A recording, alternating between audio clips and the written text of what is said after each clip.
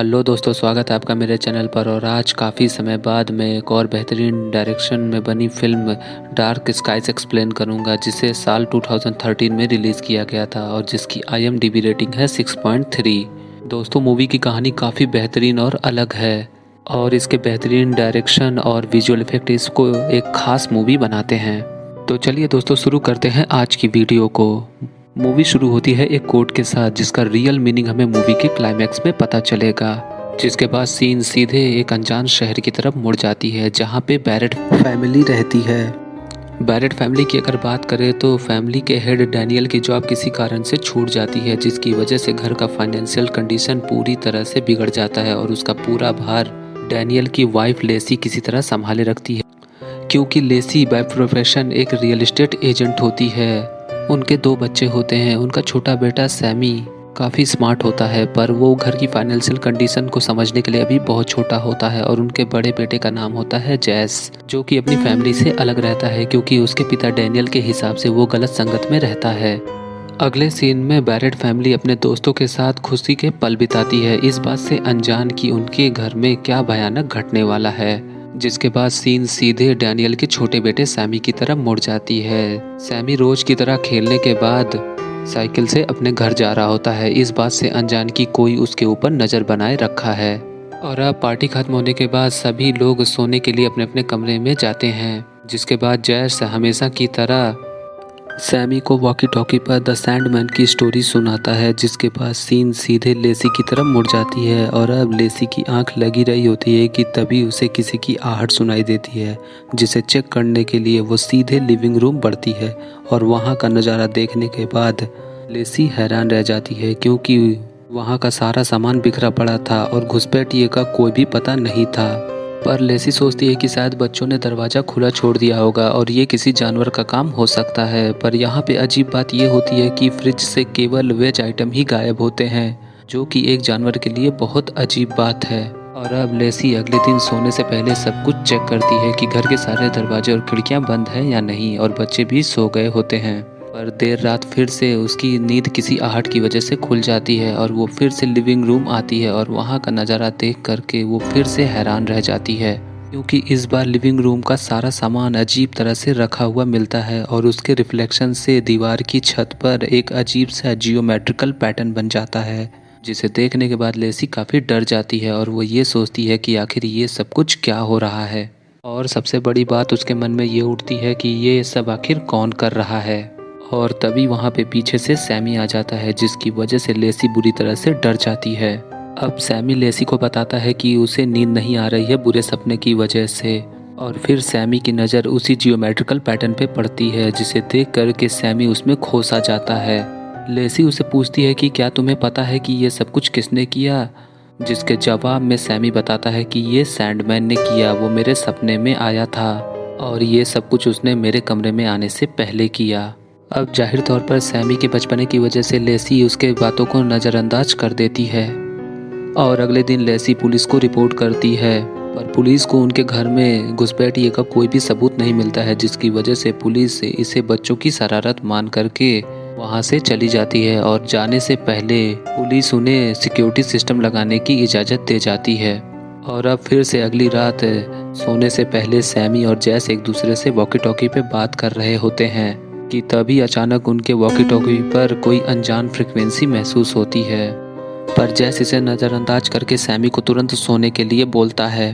पर फिर उसी रात फिर से उनके घर में घुसपैठ होती है, पर इस बार कोई भी सामान का गिरना या कोई अननेचुरल घटना नहीं होती है, बल्कि घर का सिक्योरिटी सिस्टम अपने अनजान कारण से ट्रिगर हो जाता है, जिसकी वजह से डैनियल और लेसी की नींद खुल जाती है। डैनियल तुरंत ही इससे घर के सिक्योरिटी सिस्टम को बंद करता है और उसके सपोर्टर को कॉल करता है। तभी डैनियल को भी जैस की ही तरह अपने फ़ोन पर डिस्टर्ब फ्रिक्वेंसी महसूस होती है। और फिर तभी अचानक दोनों की नज़र घर के फ़ोटो फ्रेम पर पड़ती है और वो दोनों वहीं पे हैरान और परेशान वहीं पे फ्रीज़ हो जाते हैं, क्योंकि घर की फ़ोटो एल्बम से सारे फ़ोटो गायब होते हैं, जिसे देख करके वो लोग काफ़ी डर जाते हैं। और अगले दिन फिर से पुलिस को बुलाते हैं, पर पुलिस फिर से उनके घर में घुसपैठियों के कोई भी निशान नहीं पाती है और पुलिस वहां से तुरंत चली जाती है। और अब फिर से लेसी अपने छोटे बेटे सैमी से सवाल करती है कि क्या इस बार भी सैंडमैन उसके सपने में आया था। पर सरप्राइजिंगली सैमी अपनी बातों से पूरी तरह से पलट जाता है और वो बोलता है कि उसने ऐसा कोई सपना कभी नहीं देखा। पर लेसी के बहुत रिक्वेस्ट करने के बाद सैमी उसे बताता है कि सैंडमैन ने उसे ये सब कुछ बताने से मना किया है।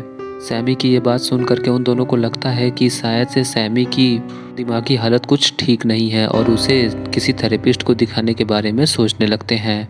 और अब अगले ही दिन डैनियल सैमी को लेकर के पार्क में जाता है और वहाँ पे खेलते खेलते अचानक से सैमी एकदम से फ्रीज हो जाता है और अचानक से बहुत ही ज़ोर से चीखता है, जिसकी आवाज़ किसी फ्रिक्वेंसी जैसी महसूस होती है और होश में आने के बाद उसे कुछ भी याद नहीं रहता है। वहीं दूसरी तरफ लेसी घर की सफाई कर रही होती है। सफाई के दौरान उसे सैमी की बनाई हुई ड्राइंग बुक मिलती है और तभी अचानक लेसी के घर के दरवाजे और खिड़कियों पर चारों तरफ से बर्ड्स टकराने लगती हैं और ये सब कुछ देख करके लेसी काफ़ी डर जाती है और वो तुरंत ही वाइल्ड लाइफ ऑफिसर्स को फ़ोन करती है। ऑफिसर्स के आने के बाद उन्हें कोई भी सुराग नहीं मिलता है और उन्हें कुछ भी पता नहीं चलता है कि आखिर बर्ड्स इनके घर की ओर क्यों आकर्षित हुई।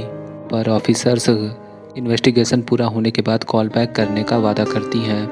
पर लेसी और उसकी फैमिली को अंदाज़ा नहीं कि उनकी परेशानी तो अभी शुरू हुई है, क्योंकि उसी रात सोते समय लेसी को सैमी की आवाज़ सुनाई देती है जो कि किसी से बात कर रहा था और वो तुरंत चेक करने के लिए उसके कमरे में जाती है और जैसे ही वो उसके कमरे में पहुंचती है उसे अंधेरे में कोई डरावना काला साया नज़र आता है और जैसे ही वो लाइट ऑन करती है वो काला साया सैमी के साथ ही गायब हो जाता है। अब सभी लोग सैमी को ढूंढने लगते हैं और फाइनली वो आंगन में हिप्नोटाइज हालत में मिलता है और अब सैमी के होश में आने के बाद उसे फिर से कुछ भी याद नहीं होता है।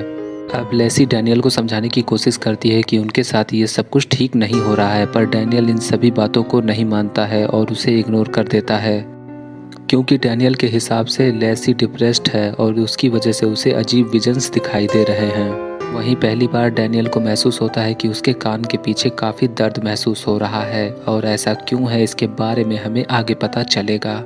अब वहीं एक तरफ उसकी फैमिली इतना परेशान होती है, वहीं दूसरी तरफ जेस के साथ भी अजीब घटनाएं घटने लगती हैं, क्योंकि जब वो अपने दोस्तों के साथ खेलने के बाद घर वापस आ रहा होता है तभी अचानक से रोड पे लगी लाइटें फ्लिकर होने लगती हैं और उसे ऐसा लगता है कि जैसे उसका कोई पीछा कर रहा हो, पर उसके साथ और कोई भी अजीब घटना नहीं होती है और वो अपने घर लौट जाता है।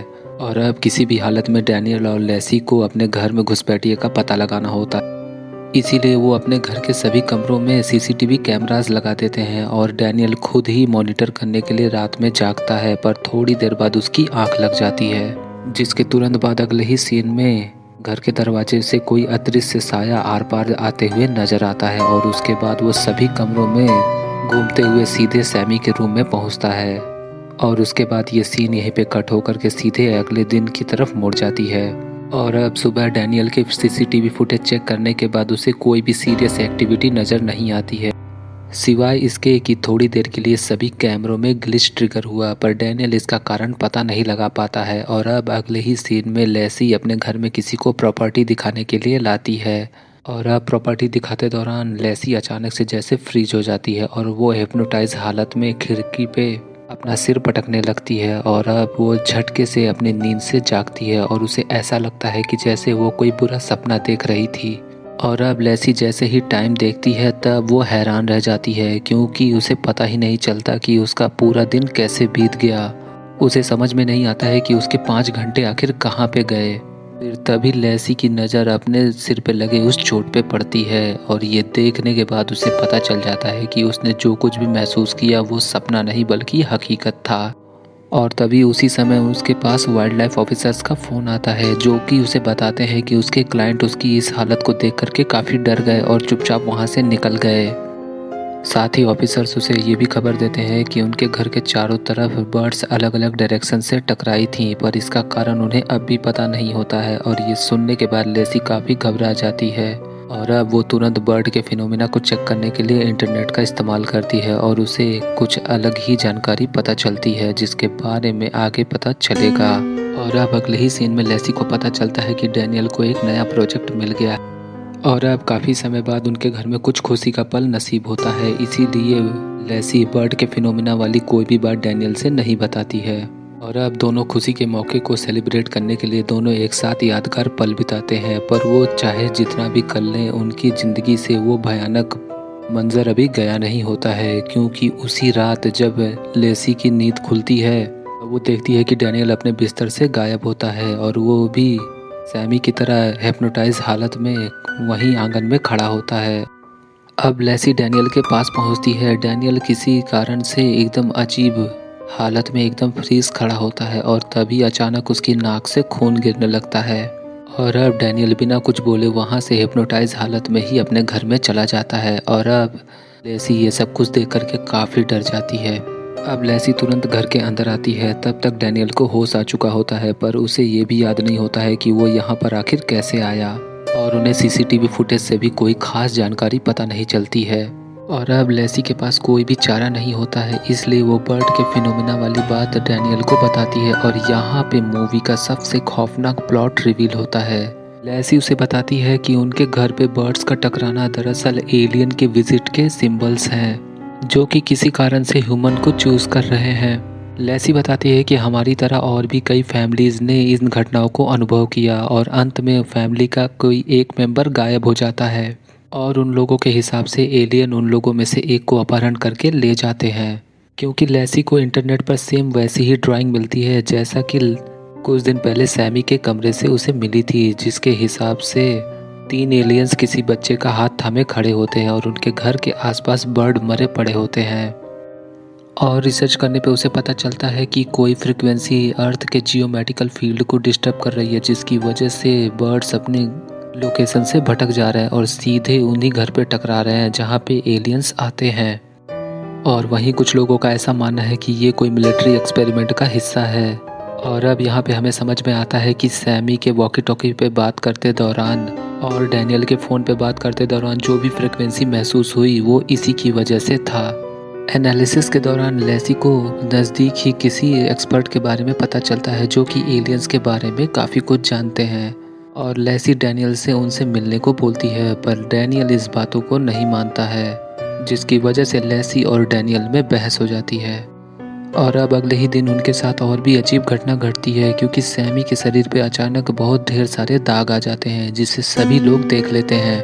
वहीं दूसरी तरफ जैस अपने दोस्तों के साथ खेलते खेलते किसी अजीब और अनजान लोकेशन जा पहुंचता है और वहां पहुंचने के बाद उसे कोई तेज फ्रीक्वेंसी महसूस होती है, जिसकी वजह से वो वहीं फ्रीज हो जाता है।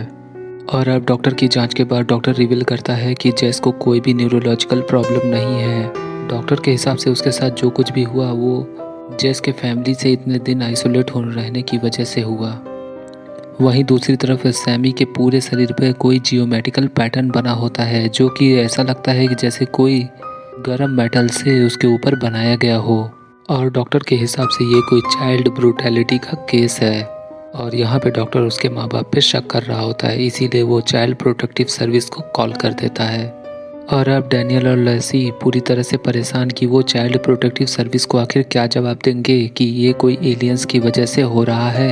इतना कम नहीं था कि अब सैमी को बुरे सपने आने लगते हैं, जिसके बाद डैनियल फिर से पुराने वीडियोस को चेक करने का फैसला करता है और अब वीडियो को बारीकी से फ्रेम बाय फ्रेम जांच करने के बाद डैनियल को एक खौफनाक मंजर नज़र आता है, क्योंकि उसे सीसीटीवी फुटेज में वही 3 एलियंस नज़र आते हैं, जिसे देखने के बाद उसकी डर के मारे हालत पतली हो जाती है और यहाँ पे उसे लेसी की सारी बातें सच होती नज़र आती हैं। और अगले ही दिन वो लोग उसी एक्सपर्ट के पास जाते हैं जिसका नाम एडविन होता है। एडमिन उनसे सवाल करता है कि क्या उनके साथ वही एलियंस की घटना घट रही है या उनका कोई और केस है।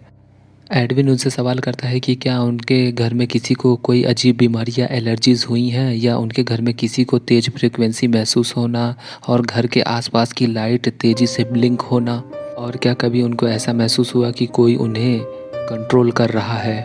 और यहाँ पे सबसे बड़ी बात ये कि कोई अननेचुरल एनिमल्स का बिहेवियर।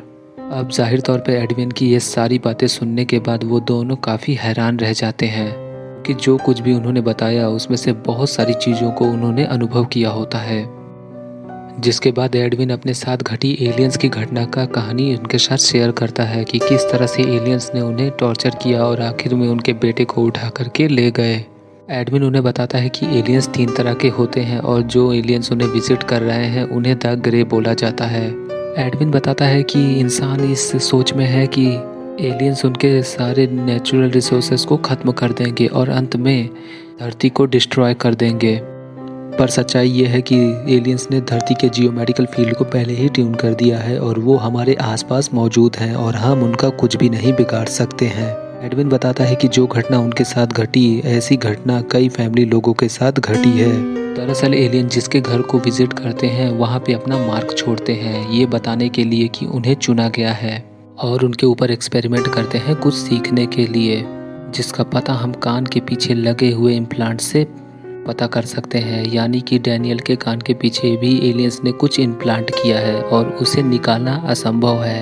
एडविन के हिसाब से उसे नहीं मालूम कि एलियंस किस बेसिस पर वो लोगों को चुनते हैं, और उसे इतना मालूम होता है कि एलियंस इंसान के डर का उनके ऊपर इस्तेमाल करते हैं। और यहाँ हमें पता चलता है कि एलियंस का उनके घर पे विजिट करना, अजीब पैटर्न बनाना, सामान बिखेरना और जो भी अननेचुरल घटना उन्होंने महसूस की वो उन्हें डराने के लिए था, ताकि वो फैमिली में उस इंसान से एकदम आइसोलेट हो जाए, ताकि एलियंस आसानी से उस इंसान को अपने एक्सपेरिमेंट के लिए अपने साथ ले जा सकें। और अब डैनियल अपने घर का लोकेशन चेंज करने के लिए बोलता है, पर एडविन उसे बताता है कि एक बार एलियंस जिसे चुन लेते हैं वो उसका पीछा तब तक करते हैं जब तक कि वो उसे अपने साथ नहीं ले जाते।